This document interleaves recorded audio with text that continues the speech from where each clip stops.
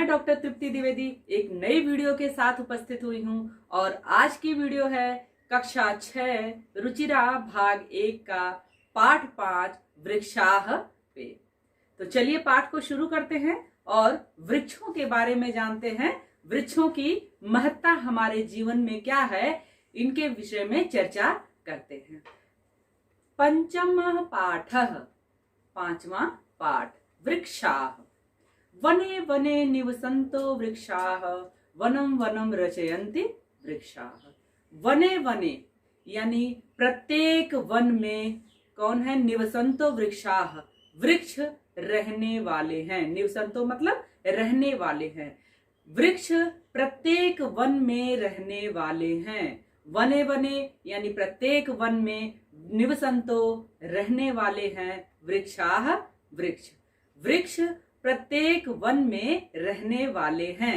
अगली लाइन देखिएगा, वनम वनम रचयन्ति वृक्षाः, और प्रत्येक वन की, वने वन वनम वनम, प्रत्येक वन की, रचयन्ति रचना करते हैं, वृक्षाः वृक्ष। कहने का तात्पर्य यह है कि वनों में रहने वाले पेड़ों से ही किसकी रचना होती है? वनों की रचना होती है। यानी पेड़ प्रत्येक वन में निवास करते हैं और वनों का निर्माण करते हैं। अब इससे संबंधित जो कठिन शब्द हैं उनके अर्थ आपके समक्ष प्रस्तुत हैं, इन पर भी आप दृष्टि डाल लीजिए। अब आगे बढ़ें, देखिएगा, शाखा दोला सीना विहगाः। अगले श्लोक में कहते हैं, शाखा दोला सीना विहगाः तैः किमपि कूजन्ति वृक्षाः।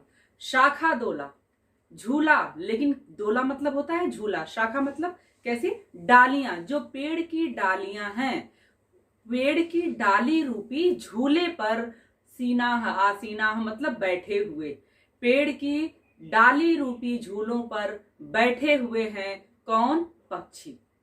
पक्षी कहाँ बैठे हुए हैं? पेड़ की डाली रूपी जो झूला है। यानी जब पेड़ पे पक्षी बैठते हैं तो डाल हिलने लगती है, तो उनके लिए वो झूले के समान है। तो कहते हैं कि पेड़ों की शाखा रूपी झूलों पर पक्षी बैठे हुए हैं, आसीना बैठे हुए हैं, विहगाः मतलब पक्षी।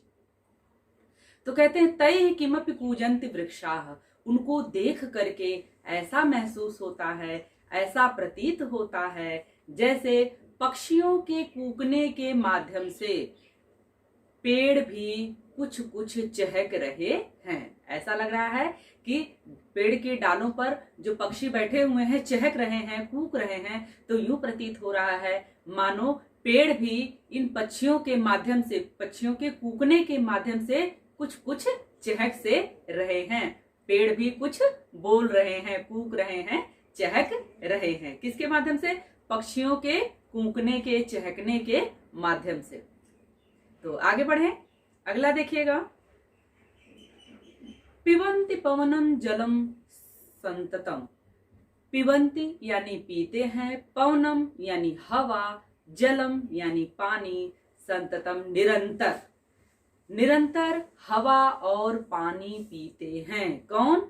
साधु जना, जो सज्जन लोग होते हैं, इव उनके समान, सर्वेह सभी, वृक्षाः वृक्ष, सभी वृक्ष यानी जो सभी पेड़ हैं वह साधु व्यक्तियों की तरह, यानी साधु महात्माओं की तरह होते हैं। कैसे? जो लगातार पानी और हवा पीते हैं। सज्जन लोग, जो साधु लोग होते हैं, वह सिर्फ अन्न को ग्रहण नहीं करते हैं, सिर्फ जल और वायु पी करके जीवन जीते हैं। तो कहते हैं कि तपस्वियों की भांति ही सभी जो पेड़ हैं वह लगातार हवा और पानी पीते हैं। अर्थात पेड़ तपस्वियों की तरह केवल हवा और पानी पी करके अपना जीवन यापन करते हैं, यानी अपना जीवन व्यतीत करते हैं। कौन? पेड़। किसकी भांति? सज्जनों की भांति या तपस्वियों की भांति, साधु लोगों की भांति, यानी तपस्वियों की तरह। अब इससे संबंधित जो कठिन शब्द हैं नीचे आप देखिए, हर शब्द का अर्थ आपके लिए दिया गया है। अगला श्लोक देखिएगा,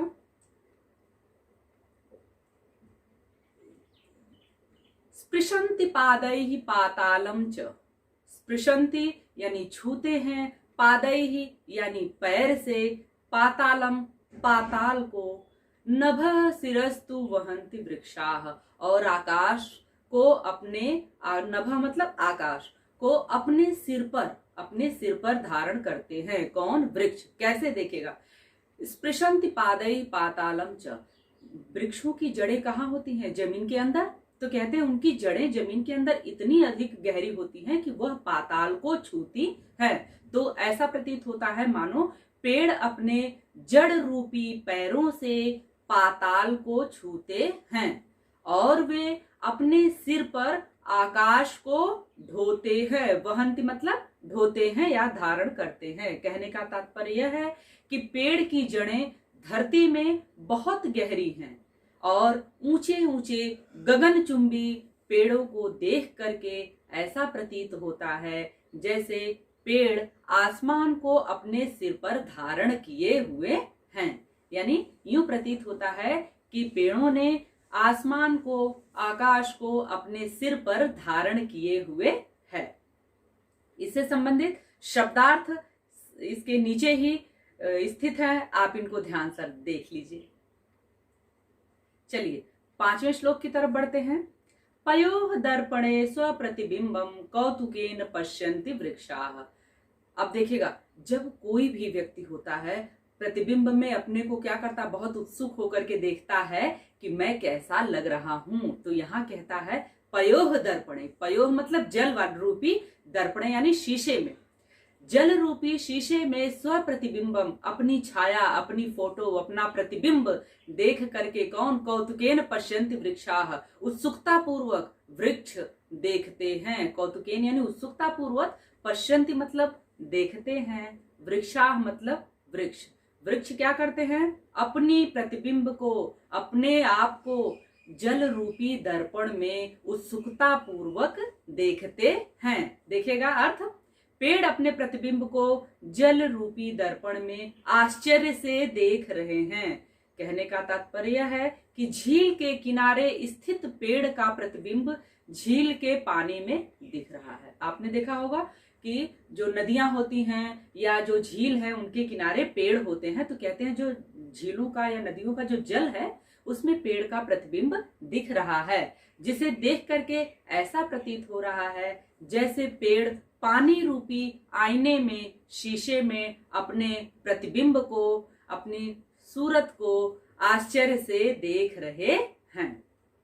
अब यहां देखिएगा, जितने भी इसमें कठिन शब्द हैं उसके अर्थ नीचे लिखे हुए हैं। चलिए अब हम आगे बढ़ते हैं और अभ्यास प्रश्नों को देखते हैं कि प्रश्नों को किस तरह से हल करेंगे।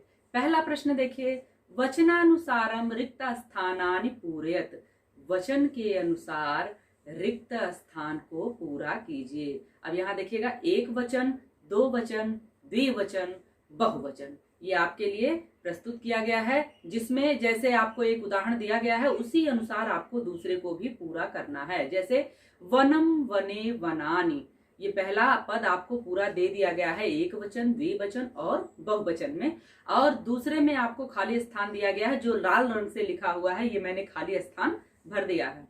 तो उसको देखिएगा, जलम, जले, जलानि, ठीक वैसे ही बिंब का रूप चलेगा, बिंबम, बिंबे, बिंबानि। अब आगे देखिएगा, वृक्ष, वृक्षम, वृक्षौ, वृक्षान, ऐसे रूप चलेगा। तो वैसे ही पवन का रूप चलेगा, पवनम, पवनौ, पवनान। जन का रूप चलेगा, जनम, जनौ, जनान, ऐसे ये रूप चलेगा।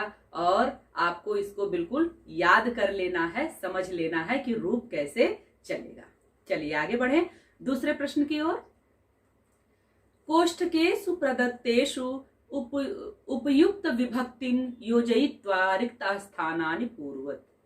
अब आपको क्या करना है, कोष्ठक में जो दिया गया है, विभक्तियां दी गई हैं, उनको मिला करके आपको खाली स्थान को भरना है।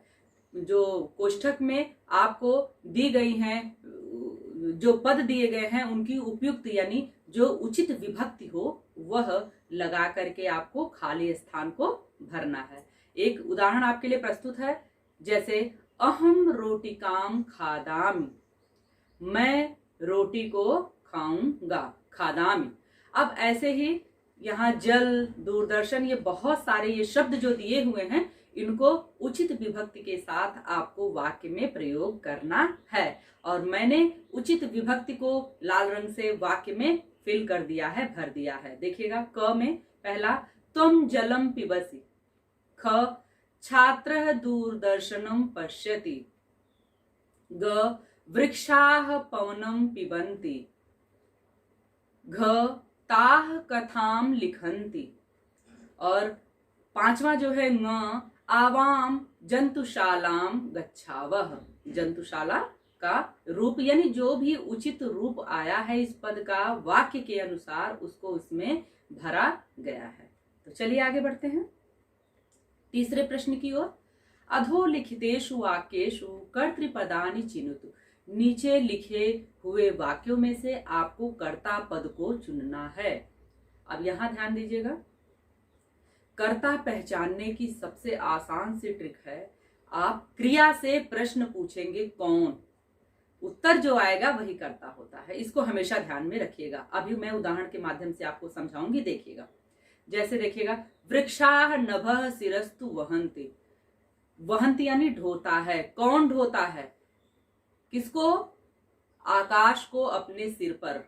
कह रहे हैं वृक्षाः नभः शिरस्तु वहन्ति, वृक्ष आकाश को अपने सिर पर धारण करता है। अब यहाँ पर धारण करना वहन्ति, वहन्ति से हम कौन पूछेंगे प्रश्न करके, तो उत्तर क्या आ जाएगा? वृक्षाः। तो कर्ता क्या हो गया?